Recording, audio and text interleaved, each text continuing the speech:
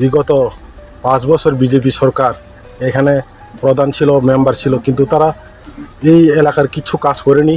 কারণ আমরা দেখেছি রাস্তাঘাট খুবই খারাপ, আবার জলের ব্যবস্থাও খুব খারাপ। তাই জনগণ এবার মনে হয় উত্তর রামচন্দ্রঘাট পঞ্চায়েতটা তীব্রমঠ আর কংগ্রেসের মধ্যে চলে আসবে। আমরা আশা করি আমরা উত্তর রামচন্দ্রঘাট গ্রাম পঞ্চায়েতের 1 নম্বর ওয়ার্ডে আমরা এসটি সংরক্ষিত একটা আর একটা জেনারেল, এখানে আমরা দূর গিয়েছি। আমাদের সঙ্গে ছিল আমাদের এই রামচন্দ্রঘাট এলাকার কংগ্রেসের নেতা, মানে আর জেলা পরিষদের অঞ্জনী নন্দী, উনিও আমাদের ছিলেন। আমরা তো রুদ্র তাপেও উপেক্ষা করে সবার বাড়িতে গিয়েছি।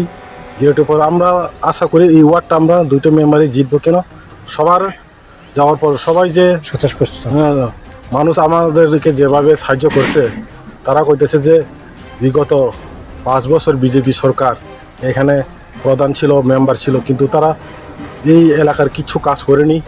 কারণ আমরা দেখেছি রাস্তাঘাট খুবই খারাপ, আবার জলের ব্যবস্থাও খুব খারাপ। তাই জনগণ এবার মনে হয় উত্তর রামচন্দ্রঘাট পঞ্চায়েতটা তীব্রমঠ আর কংগ্রেসের মধ্যে চলে আসবে। আমরা আশা করি এই পঞ্চায়েতটা দখল করতে পারবে।